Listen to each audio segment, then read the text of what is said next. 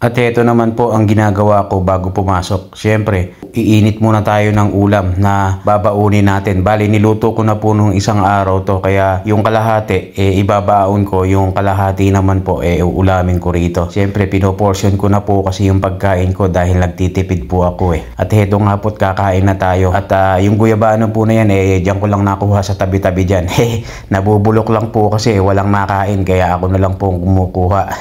Kasi nga po wala nga pong nakain, kaya ako kung nakain, napaulit-ulit. At syempre, pagkatapos po natin na kumain, gagayak na po tayo para mag-prepare sa pagpasok. At heto't nabihis na nga po tayo, tumabi lang po ako sa gilid dahil tayo gagayak na nga po. At pagkagayak nga po natin yan, kinuha ko na ibaunan ko at pati itong nilabang ko ng pamunas ng pawis. At habang papasok nga po ako may nakita akong squirrel po ba tawag yan, ito natingin sa akin. At nagkatinginan nga kami. At siguro naaboy niya ako na parating na, kaya nung palapit na ako, ayun, biglang umalis. Bali marami nga po kasing wild na animal po dito, hindi na lang po pinapansin. Kaya comment na nga lang po dito sa video natin kung ano pong pangalan ng animal po na yun. Pasensya na po, hindi ko po kasi kilala yung ganong klaseng animal At habang palapit na nga po ako sa pagtatambayan ko dun sa paghihintayan ko, eto may nakita naman ako kambing na mag-asawa. Kagaganda nga na tong mga kambing dito, ang tataba pa.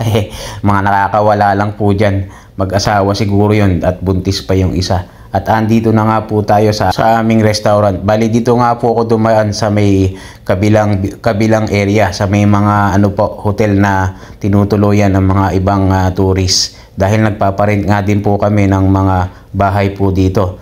I think 1,000 a night po. Dollars po yun Depende pa po sa klase ng bahay na tutuluyan nila.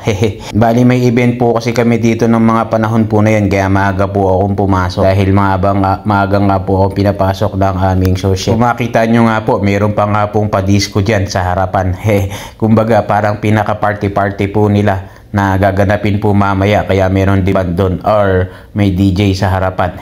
Ganun po kasi mga style na rito, kumbaga beach party ba with disco.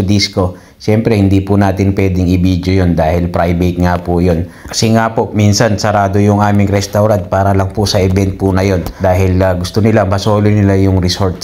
At heto naman po ang aking break time, kaya naman nakain na po tayo ng ating chicken manok na adobo. At may palibre pang soft drinks. Ganun po kasi rito libre yung drinks. Sa gabi naman libre alak.